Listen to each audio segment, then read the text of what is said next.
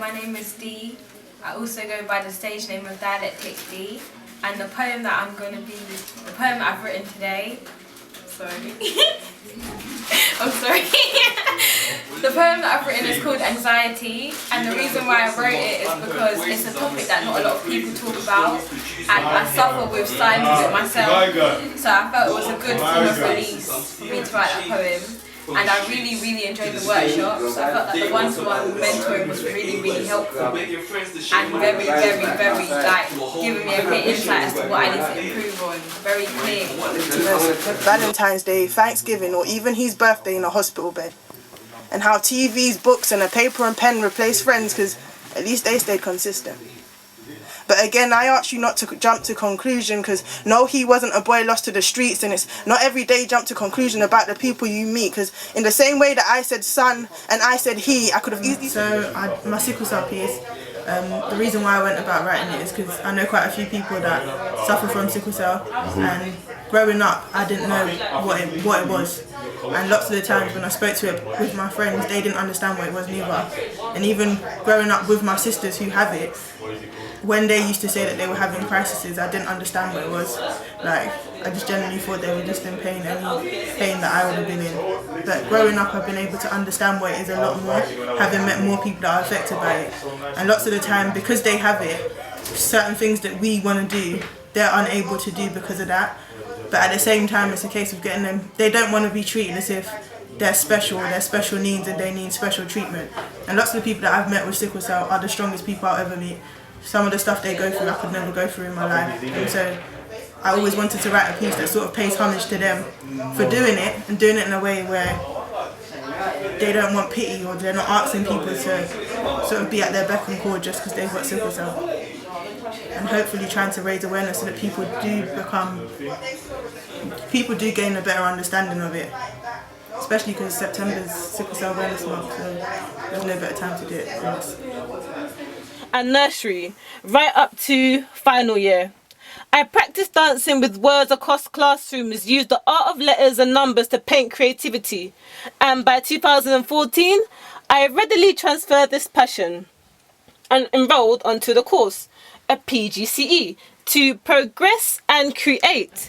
Hi, my name is Dele, and I go by the name of Poetrist, and I'm here today in the studio to record my spoken word piece. I actually haven't got a title for it yet, but I'll run through the content of it, and it's just about my passion for teaching and why I chose to teach. So I finished a teaching degree, and I chose to go into teaching because I feel I want to inspire young children through my creativity, through my passion for writing. And I chose to work with smaller children because it's all about creativity. And I'll just give you a little snippet of what my poem's about. So it starts a little something like this. In 2011, my agenda was a marathon. I danced between lecture rooms, along creamy corridors to library shelves, determined to study books, scan as many as I could. Who am I? I'm still that brother in a suit and tie, often the recipient of "Oh, you speak so well." Some might say I am not the typical black guy, huh? I'm Black Superhero, that's my stage name, but you can call me Abu or Abs, whatever, something like that.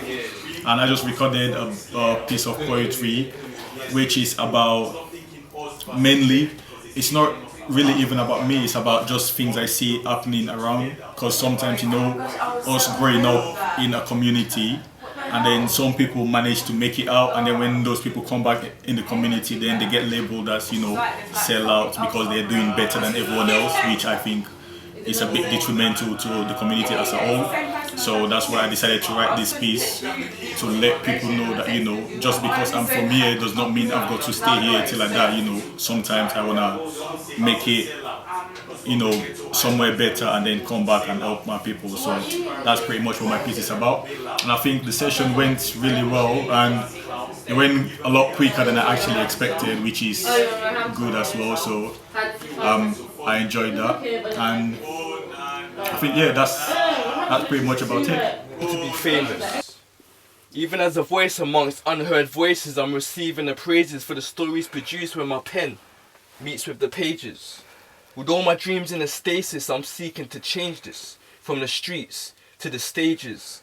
Day one supporters screaming for ages, from begging friends to share my YouTube videos to a whole new fan base retweeting my playlist. Do I even want this? Because I'm starting to study the regimes of the greats and notice the people love to give the underdog a bone, they drag him down when he's achieving a status.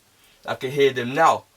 Benna went from open mics to opening shows to sold out shows, I can hear them now. Loads of hype. Benna went from being surrounded by hate in a town. So my piece is about being famous and the stigma around the whole lifestyle of kind of getting famous, getting used to the whole lifestyle and then having to turn to drugs and alcohol and other things to cope with the pressures of it. I wanted to tackle this subject because I felt like no one really talks about being famous like that. There's a few rumours about it and there's a few stigmas and there's a few opinions, but no one actually talks about the life and what it means when you're in the public eye kind of thing. And so I feel like it's something important to be addressed. It's a piece based on my life experiences, and it goes into like basically everything, you know, from the single mothers,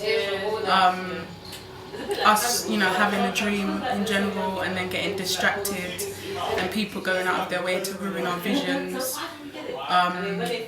But I just explain it in like a different way, in a different term, using like the hypnagogic state when we're about to go to sleep, and then someone wakes you up basically, and then the dream that you were supposed to have, you know, it didn't happen because you let someone distract you. So it basically it goes into that, and then it goes into like guys, like street men that get judged because of their tats or their piercing or their dreads, and how, you know, they're intelligent and how they read books, and that people shouldn't judge because of how somebody looks, and how we are all a reflection of the unseen, and how we all hold unique unseen abilities, and that we can all reach the goal that we want to reach in the future if we put our mind to it and we stay focused. And yeah, I think that's kind of summed it up a little bit. The dream you were about to have before your phone rang or your door opened was a dream that would make you a millionaire. You see, this is how it is when someone tries to distract you or go out of their way to ruin your visions. This is for all the street men. Hi, I'm Lee, and my poem today was about living with sickle cell. As a sickle cell sufferer myself, I feel that we're often misunderstood. So I was trying to depict some of the challenges that we tend to go through in order to let non-sufferers gain a better understanding. My name's Lydia. My poem is based on love. So it's about being heartbroken and then turning my life around and focusing on God, because He is the true love, the love of my life.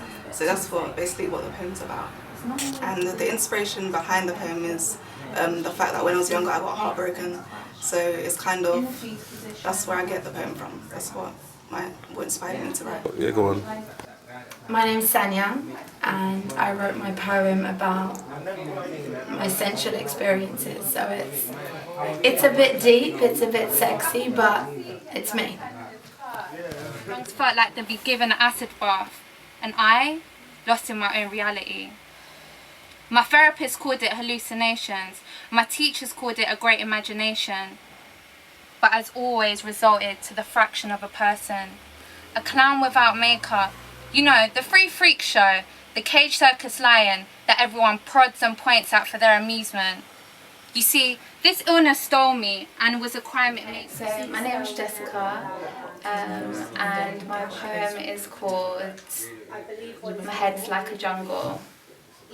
And the reason why I wrote that poem, which is actually my first, was because I wanted to have awareness for mental health, which I have, and also for people that have suffered abuse in their life, whether it's rape, they've been beaten, or they know someone that's been through something.